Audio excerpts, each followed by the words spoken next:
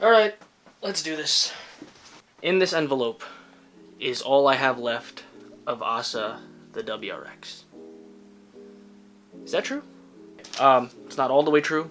There's a few things, little bits of memorabilia from her and her history.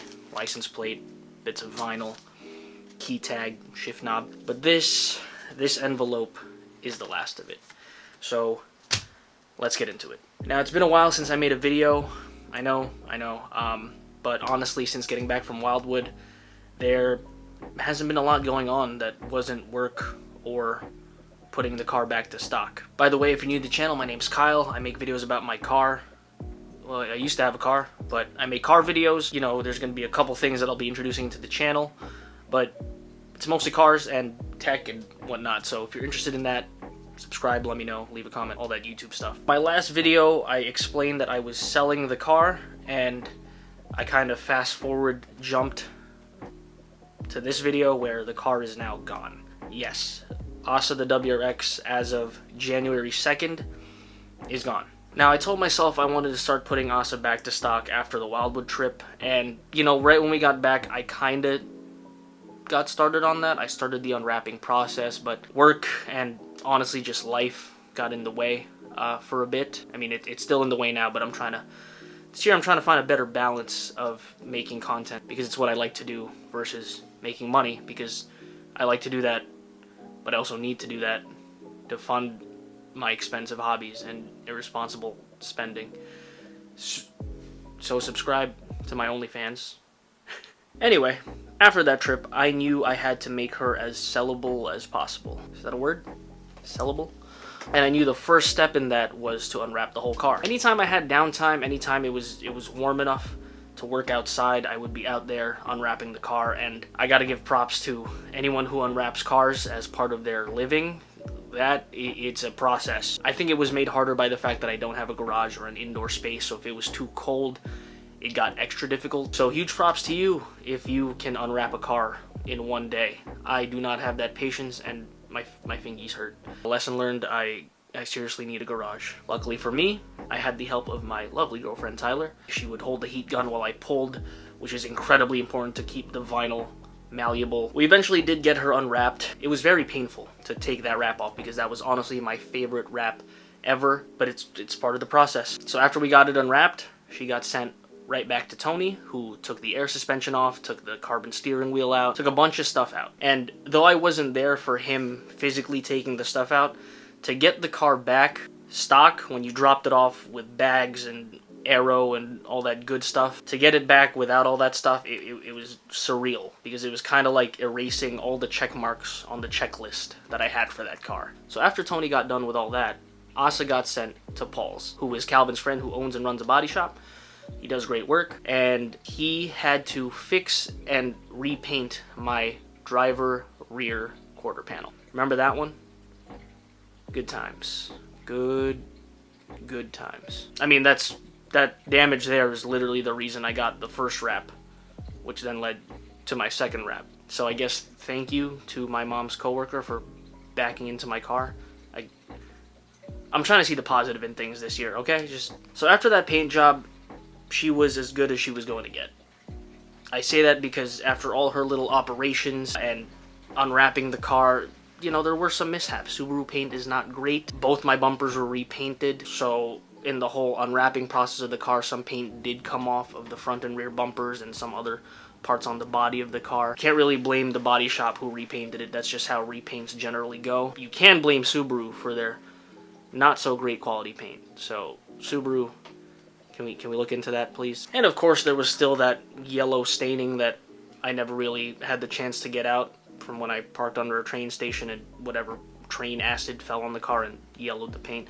I never really had the chance to get that out, but I'm sure I could have gotten that out with a belt sander or a machine gun.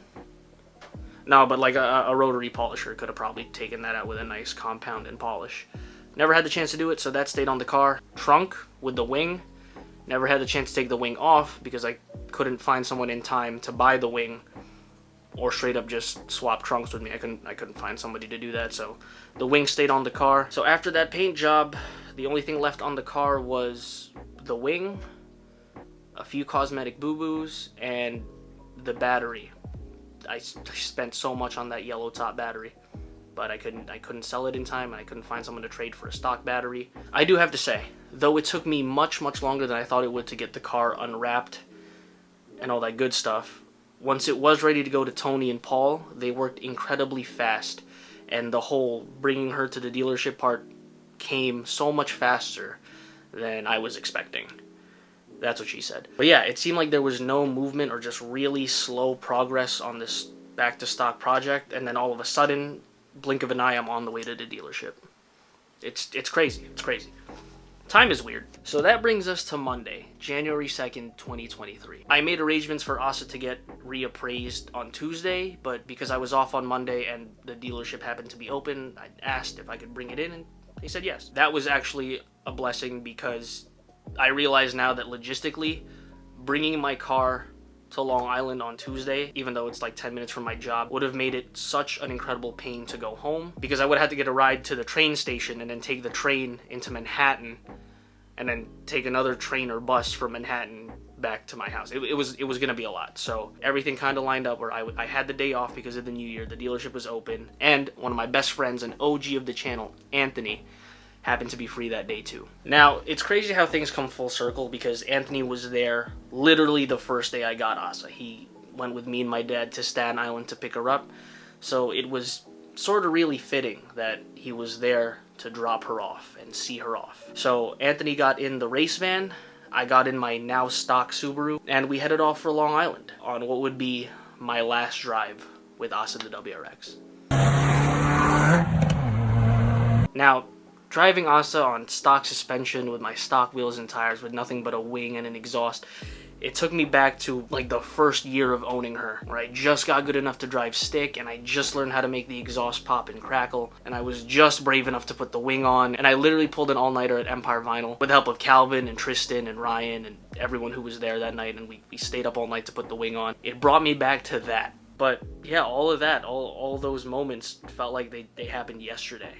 You know, I didn't even drive with music on that day. I just drove with the window slightly cracked so I could hear the exhaust but not get drowned out by the wind, and I just listened to the car. I would listen for the pops as I downshifted. It was just an incredible, nostalgic, and bittersweet experience. And yeah, the whole drive, I was just reminiscing on all the moments I had with Asa the WRX. From getting her in Staten Island, to my dad teaching me how to drive stick in a parking lot, to installing my exhaust in the freezing cold with Anthony and the night caught up to us. We were doing it in the dark, to meeting Calvin and the Long Island crew, letting my friends drive her, letting Anthony try to drive Asa, all the road trips, H2O, teaching Tyler how to drive stick, all those moments and memories just flooding back and rushing by the window as I drove Asa to what would be our last stop. Now let me tell you that my nostalgia was cut short by Suffolk PD. Let me explain. We were coming up to a red light. It just turned red. I saw Anthony recording, and I figured, you know what, we're gonna be here a while. So as I'm approaching, I'm downshifting, but I'm revving it a little bit extra because I know that makes the exhaust pop and crackle. I'm doing that. I have my phone out, you know, because I came to a stop already, and I'm just recording Asa for the last time. I'm recording me revving the engine, I'm getting the sounds, and I'm recording Anthony recording me in the back. And what I didn't realize was, to the left lane right behind me, right next to Anthony, was Suffolk PD.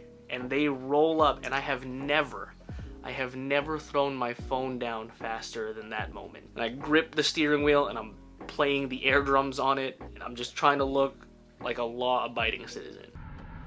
They heard him. They heard him. They're like, cut your shit. It dawned on me as I saw that little spotlight on their mirror, as I saw that pull up without even seeing Suffolk PD, as I saw that pull up, I realized I emptied Asa out before I got on the road. That means I only had the title. I didn't have my registration or insurance. There was nothing else in that car that said I owned it, other than the title. So the only thing I had if they pulled me over was, I'm going to sell this car, and I just wanted to hear it one last time. I was gonna like break down in tears. I had a whole plan. It was gonna work. It was gonna work. I'm great with cops. I'm great. So yeah, that cut my nostalgia trip way short. But luckily, they didn't pull us over. I looked over at them, we made eye contact.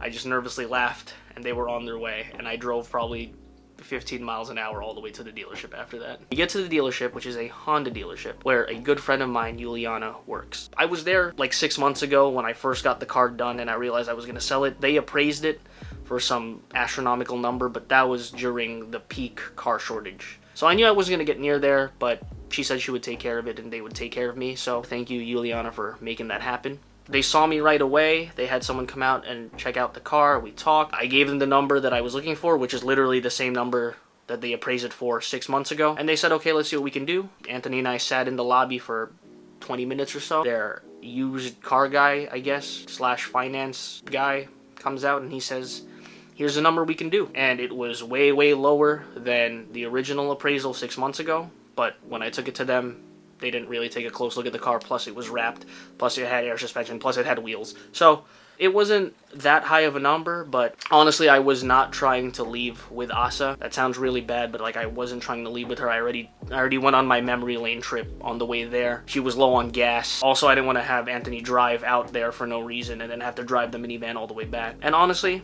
I was done with Asa WRX. I could confidently say that. I love her to death. I love that car. I love that platform. But the whole unwrapping process and the stress of getting out of the car was enough for me to realize that I will always have all those moments and memories with her, but my time with her was done. So I wasn't trying to leave with her. Not to mention she's had more than her fair share of bad luck. I guess that's why it's called bad luck, but there's 2 accidents reported on the car, and you know, all the stuff with the paint coming out and all that good stuff. And I was done with the car. So I took the offer they gave me, which is what's in this envelope. But I will explain in another video how much they gave me for that, because this is already a long video as is, it feels like. And with that, you know, I took one last video with her. That's the last time you're going to see me and Asa together. It has been an adventure, and more than that, it's been a learning experience. Thank you for the memories. I took some pictures with her. I did a little walk around video as a kind of reminder of what I was giving up that day. And Anthony and I said our goodbyes to Asa, the WRX. You're like her grandpappy. I am. I'm Asa's uncle. You're just gonna give her up like that, bro? She's not mine to give away. It's not my fault. Nothing I can do. I was there when she was bought. I was there when she was sold. And I'll be there when we burn it down. We're gonna come back later tonight and steal the rims. And we left her there. We went to Fat Boys right after. I drove the minivan, we went to Fat Boys, had some burritos. On me, of course, because he did me such a solid by driving out with me that day. And we just talked about all the stuff that we've been through with that car and plans for the future, because I do have a car planned for the future. Very near future. And after a quick lunch / early dinner at Fat Boys, drove home. And I just remember the feeling, the number one feeling that I had, and I still have it with me to this day. Every time I walk outside and I see the empty driveway, every time I come home from work and I see the empty driveway, the feeling I still have right now is relief. Which is really wild to say, because I thought I was going to keep that car forever. I just feel relief. It's not, I don't have to worry about the paint being messed up here. I don't have to worry about these clips that are missing. I don't have to worry about that anymore. And I think part of that comes from the fact that every missing clip or every part that I broke on that car, or every time I scraped or anything bad happened to that car, it was like a lesson, you know? I just learned something. Like, hey, don't park under the train station. Don't get a white car. Just wrap it white. I learned a lot of things. And I'm happy that I learned those lessons with Asa. I'm really happy with the time I had with her. I consider myself lucky to be able to do that from the age of 18 to, to now. But yeah, as of January 2nd, 2023, I no longer have my WRX. That doesn't mean I'm leaving the car world, even though the car scene is kind of messed up right now. We'll get into that in another video. And yeah, it has been such a journey. I want to give a shout out to everyone who participated in that, everyone who I met through that journey, everyone who watches my videos, who watched my videos for the WRX. I want to thank you, and I want you to know that this is not the end of me making car videos. If anything, I'm going to broaden my horizons, because my life isn't just about cars, There's all these hobbies and things that have been part of my life or have become a part of my life that I want to be able to share with you guys. And I think I'm going to use this opportunity of me not having a car to do a general reset. There's going to be cars, there's going to be tech, there's going to be how this desk is $10,000. There's just going to be a lot more of me sharing my life experiences with you guys. And I'm really excited for that. And I hope you guys are too. With that being said, thank you for watching. Thank you again for all those who followed the journey of Asa the WRX. I keep her with me in, you know, what ways I can. I have parts of the wraparound. I have her original shift knob. I have all these little things that, you know, were a part of her and will always be part of her, and they will always be part of the channel, part of me. And yeah, I'm really excited to show you guys the new car whenever it comes in. Hopefully it comes in soon. But in the meantime, we still got a lot of content to make. So I'll see you guys very soon.